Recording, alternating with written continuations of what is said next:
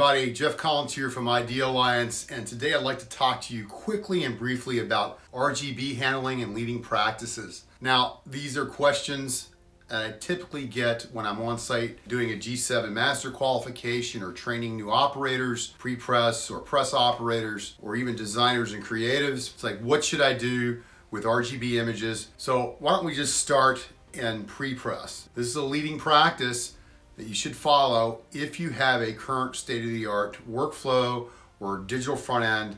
Let's say I'm in offset and I'm running Printergy, or I'm running a Apogee workflow, or I'm in a digital, an Indigo with SmartStream, or a Canon with a Fiery, or a Konica Minolta with a Creo. All of these current state-of-the-art digital workflows, as well as offset workflows, have APPE typically.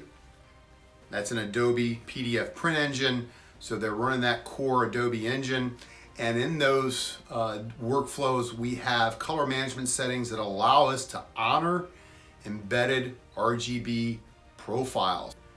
It's extremely important that we, one, audit those color management settings to make sure they're consistent in each one of these workflows, or I'm going to have different results. And then we start pointing fingers as to where, what went wrong. Is it the press? Is it the ink? Is it the press operator? Is it pre-press? Was it the designer? Do we have the right? It stops a whole lot of trouble. That's a point you don't have to troubleshoot when you have the same policy on each one of these workflows for RGB handling.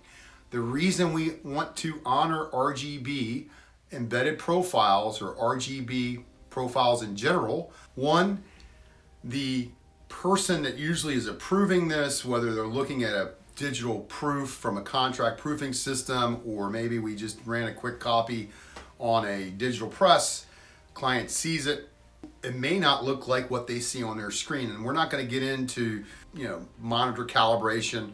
The majority of the people do not profile monitors on a daily basis, or they don't have monitors capable of simulating a proof, unless they have a sophisticated soft proofing setup and a monitor like a BenQ or an ISO. Majority of the people don't have that. If it's a photographer that is using Profoto as their color space for RGB images, that gets embedded into the image, and then it goes through the workflow, and guess what happens? Profoto is converted to SRGB. It's a drastic change like you see here. Here's Profoto and SRGB. I'll go ahead and show you on the monitor real quick.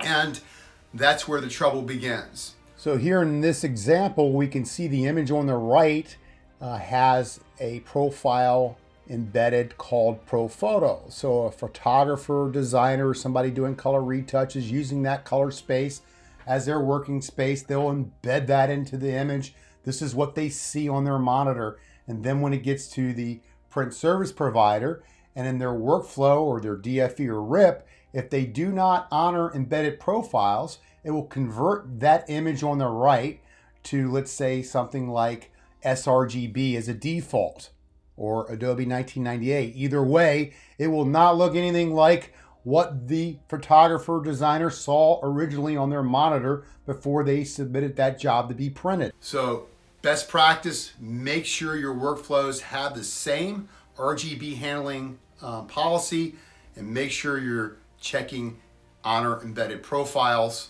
Now let's go up front into creative applications like Adobe Creative Suite. Photoshop, ensure that your color management settings are up to date. Your defaults are North American right out of Adobe. They haven't changed that. It's ridiculous. They haven't changed that for years, probably been over 10 years.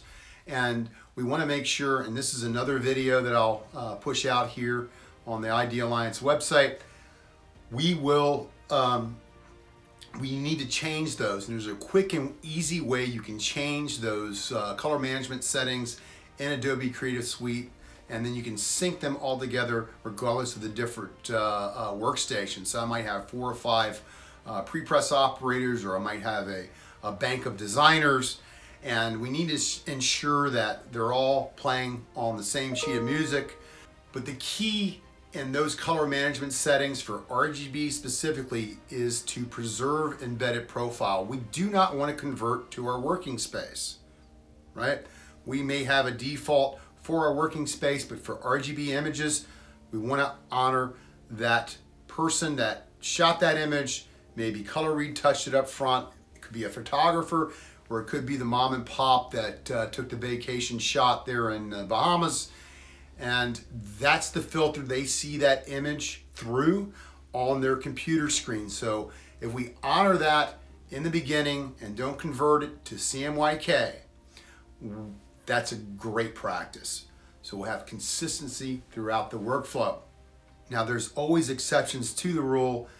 If I have an older workflow, an older RIP, some of the older RIPs, maybe an old Rampage system or maybe an old Harlequin that hasn't been updated in 10, 15 years, guess what? They can't honor embedded profiles.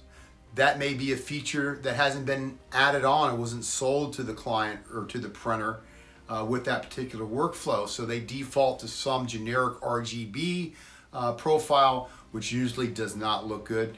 You can't do a whole lot there. What I would suggest is in those workflows where you cannot handle RGB like in an APPE RIP, then you would convert RGB images to, let's say, Grackle if that's the condition on my offset press. So guys, I think you got the point. One, make sure you honor embedded profiles in your different workflows. Make sure those settings are the same across all of them, HP SmartStream, Printergy, Onyx, whatever.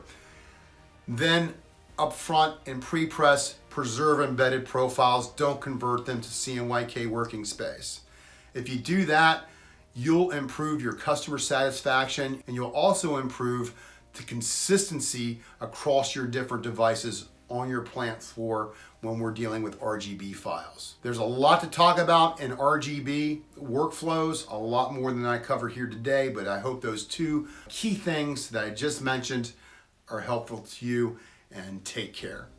Well, that's a wrap for this video, everyone. Thanks for watching. We hope you found it useful, and we appreciate your time. Please connect to us at Idealliance.org, where you can find content like this video, and we hope you have a wonderful and productive day. Take care.